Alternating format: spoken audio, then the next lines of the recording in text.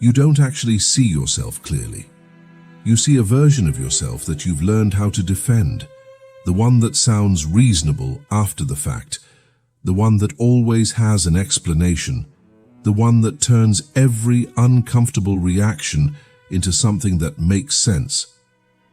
But there's another part of you, the part that gets irritated for no good reason, that feels threatened when nothing is happening, that wants things you don't think you should want. And you don't ignore it by accident. You ignore it because if you looked at it directly, it would change how you see yourself.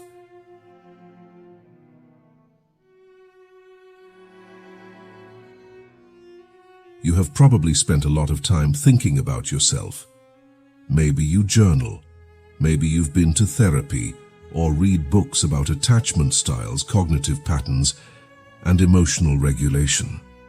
Maybe you can name what is happening inside you with impressive precision. This is my avoidance response. This is my inner critic. This is the wound I still carry from that time. And yet, something doesn't change. The same dynamic keeps repeating. The same point where things start to fall apart. The same feeling that despite everything you understand about yourself, you are still somehow going in circles in the same place. This is not a failure of intelligence. It's not that you haven't read enough, reflected enough, or understood enough. It's that understanding something and actually facing it are two completely different actions. And the mind, your mind, is extraordinarily capable of using one to avoid the other. Think about what self-analysis actually does when it becomes a habit. It gives you language for your patterns. It gives you frameworks for your feelings.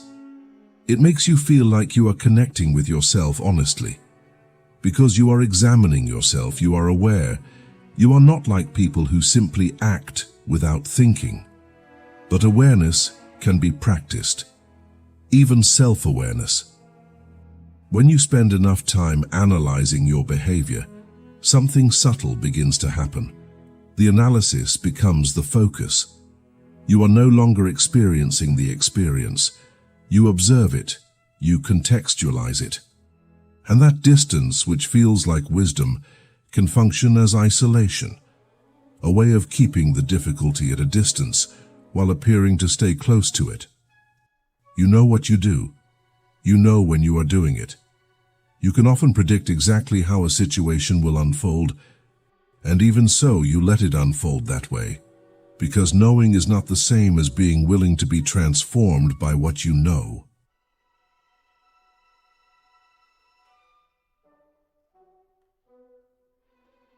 There is a version of this problem that is easy to talk about. The clichés about the social mask, the persona you present to others, the image you project at work or in relationships. That is real, but that's not what this is about. What is harder to face is something more intimate. It is the identity you've built for yourself, not for others, but for you. The story you tell yourself about who you are when you are alone. The private self-concept that operates in the background of everything you do, shaping what you pursue, what you reject, what you allow yourself to want, what you decide is not for you. This private identity is made up of things like, I'm the kind of person who doesn't need much. I'm not someone who chases things. I don't let emotions control me. I've been through worse. I have enough self-awareness not to fall into those traps. These internal statements feel like knowledge about yourself, but look at them closely and you will notice something. They are usually built around avoidance. They define you by what you are not, by what you don't do, by what you've decided does not apply to you. I'm not the kind of person who needs constant validation, said by someone who has organized their entire life around avoiding situations where they might not receive it. I don't let relationships define me, said by someone who keeps people close enough to feel connected, but distant enough that nothing becomes defining. I've dealt with my past, said by someone who, in reality, still reacts to it every day. This private identity is not an illusion in the strict sense. It was built for a reason. Every self-concept develops in response to something, an environment, a wound, a moment when a certain way of seeing yourself felt necessary for survival or stability.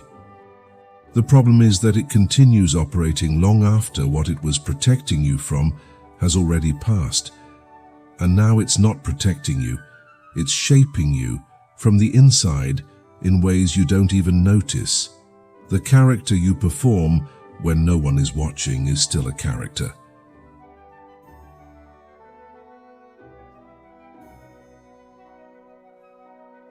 In the mid-19th century, a Danish philosopher named Søren Kierkegaard wrote a book titled The Sickness Unto Death.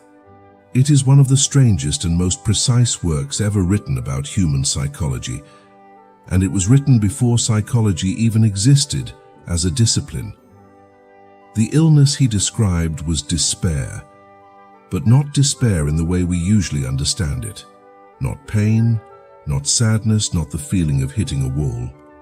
Kierkegaard was writing about something far more common and far less visible, a form of despair that most people never recognize as such because it doesn't announce itself through suffering. His central argument was this: despair is not fundamentally a feeling. It is a relationship with yourself. More specifically, it is what happens when you refuse to be who you truly are, or when you insist on being who you are not. He divided it into two forms. The first, the despair of not wanting to be yourself. It's when you are running from your own nature, when the person you actually are, with all your needs, fears, desires, and contradictions, feels like something to control or escape from, rather than something to inhabit. You construct an alternative version of yourself, more contained, more acceptable, and try to live as that version. The second, the despair of wanting to be yourself through sheer will. It looks like the opposite, but it has the same structure. When you decide that the self you want to be depends entirely on you, that you can define yourself however you want, regardless of what you actually are. A kind of stubborn self-invention that refuses to acknowledge the parts of you that don't cooperate with the project. What both forms have in common is this: they are ways of avoiding a direct encounter with what actually exists. One runs from it, the other ignores it. Neither faces it directly, and the cost, Kierkegaard said, is not an immediate collapse. It is something more diffuse, a life lived slightly off-center. Not tragic, just never fully lived. A persistent, underlying sense that something remains unresolved, that you have not fully come into yourself. He called this the most common condition in human life. Not an unusual crisis. The normal state of most people, most of the time. What makes his view so precise is that it removes the need for suffering as a signal. You don't have to be miserable to be in despair, in the sense he meant. You can be functional, even successful, and still be avoiding yourself. The avoidance itself can feel like a form of stability. If what you're hearing feels different from what you expected, if it seems to be describing something specific, it might be worth staying around this channel. There's more work like this here.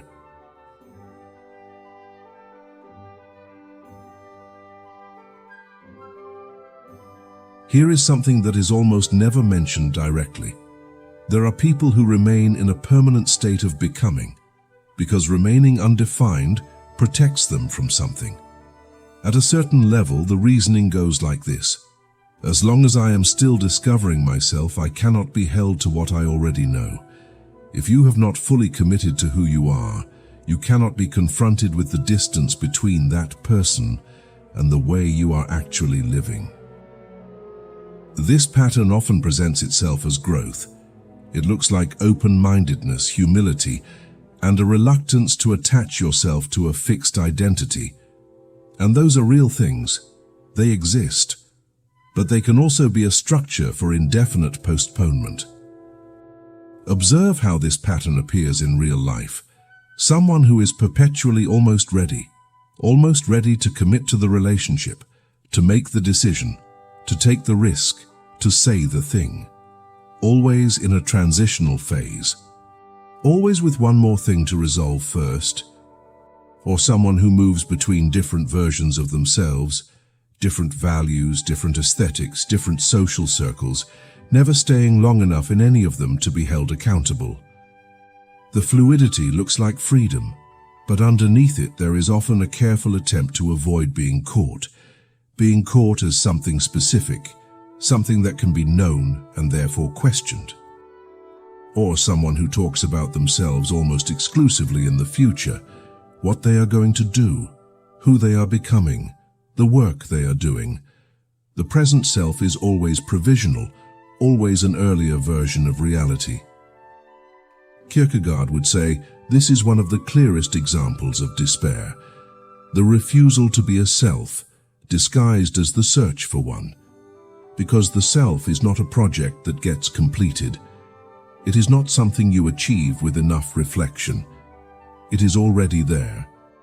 It has always been there, and the constant search for it, however sincere it may seem, can be a sophisticated way of avoiding facing what is already present. The question is not, who am I becoming? The question, the harder one, is what am I already, but have not yet been willing to fully embrace?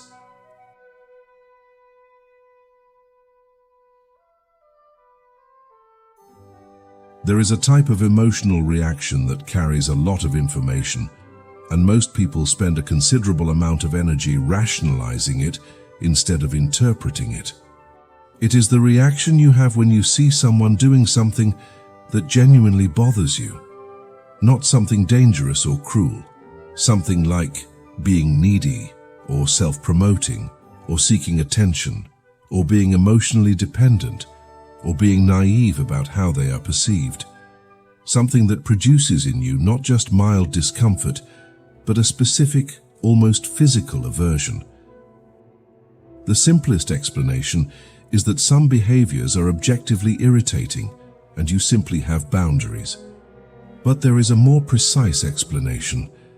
The behaviors that produce the strongest emotional reaction in you, the ones that make you want to withdraw, judge, distance yourself, are often the ones closest to something in you that you have not yet resolved.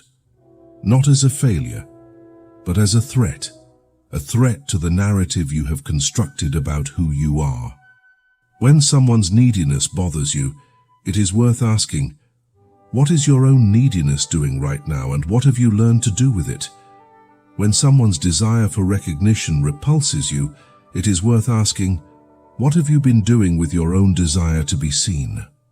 When someone's emotional expression feels excessive to you, it is worth asking, what did you have to do with your own emotional expression to reach this point? This is not about turning every judgment into a confession. It is about noticing where emotional intensity increases, where the reaction is greater than the situation seems to justify. That excess is information. Kierkegaard's framework is useful here because it explains the mechanism. If part of what you are has been rejected, relegated to the category of, this is not who I am, then, when you encounter that same thing in another person, it creates a specific kind of disturbance. You are not just seeing their behavior, you are seeing what you have been trying not to be, exposed, unashamed, apparently functional, and something about that is intolerable. It is not envy in the usual sense. It is more like a confrontation. Because the part of you that was rejected did not disappear, it is still there. And every time you encounter it in the world, in another person, in a situation, in yourself, in a moment of inattention, it asserts itself. And your reaction is the record of what you have done to keep it under control.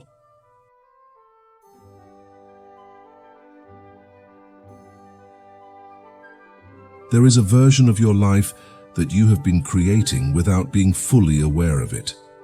This is the hardest part to accept because it implies responsibility. It means that the things you don't like about the direction your life has taken are not entirely accidental.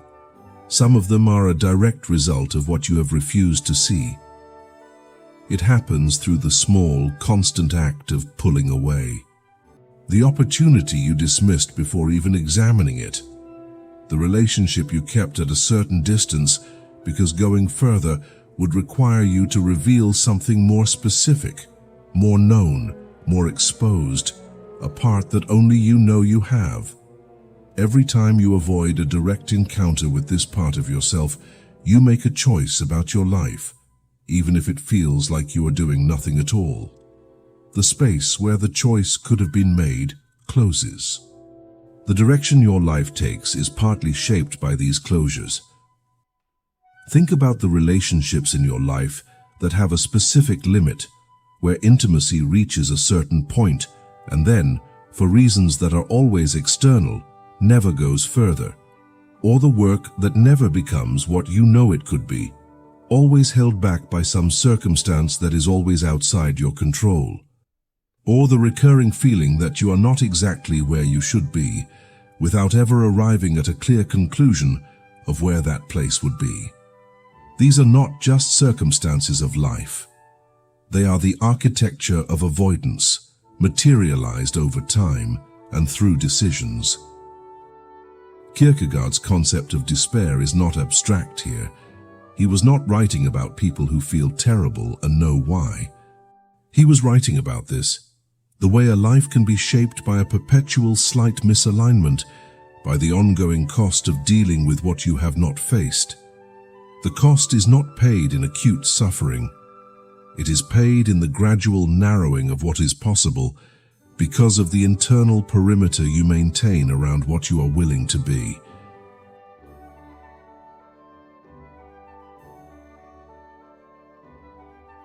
What I've come to realize is that most people don't avoid this because it is painful. They avoid it because it is anticlimactic.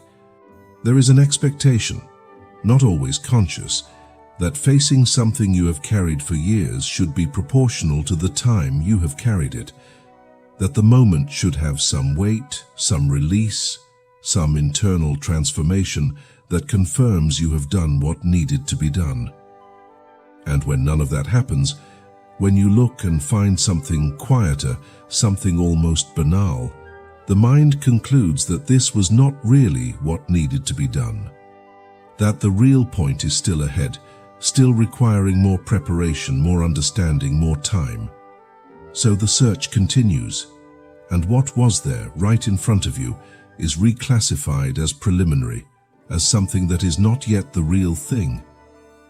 The actual experience of stopping, of letting something you already know simply be true without immediately turning it into a project, is almost boring compared to what people expect. And I think that is why it goes unnoticed so often.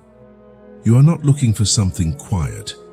You are looking for something that feels like an arrival, and so you walk right past the door because to you it didn't look like a door.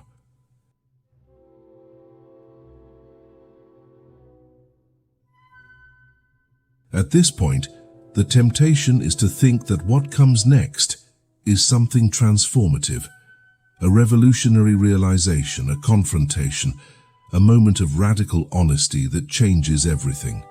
It isn't. What examining this part of yourself actually requires is much simpler and in a way much more difficult. It requires interrupting the negotiation. There is a specific internal movement that happens when you get close to something difficult about yourself. A negotiation begins, almost involuntarily. This is true, but here is the context. Yes, I do this, but for specific reasons. I know this about myself, but I've been working on it. This is part of me, but it's not my true essence. The negotiation is not about lying. Everything in it can even be true. But the problem lies in immediately qualifying what you see. in refusing to let the recognition simply settle before you begin managing it. What looking requires is precisely this: let the thing settle.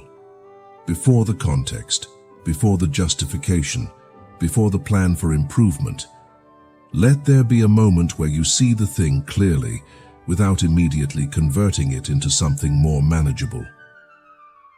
This is not a confession. It is not a collapse into self-criticism. It is not deciding that this defines you or invalidates everything else. It is simply a moment of not running, of staying with what you already know instead of treating it as a discovery that still needs to be verified before it becomes real. Kierkegaard called this being a self, not the project of constructing one, but the simple and difficult act of being what you already are, without insisting on managing the experience of it. That moment, when the negotiation stops, is not a destination. It is not a feeling you will have and maintain forever. It is a practice, repeated in the small moments when you notice that you are about to contradict yourself again. And in those moments, you have a choice that most people don't make, because no one told them it was available, the choice not to look away.